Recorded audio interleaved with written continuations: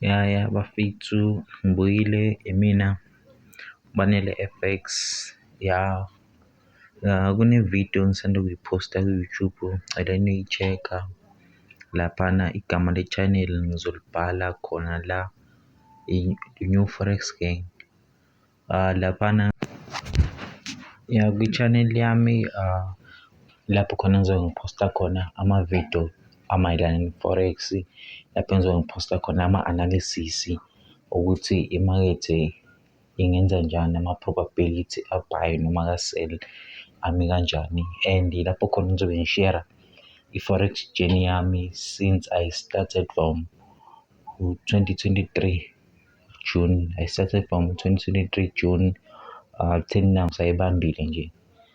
Angikho perfect but each and every day ngiyayifundisa, ngiyazama ukufunda izinto ezintsha. Then niyi-check-a-ke i-YouTube channel.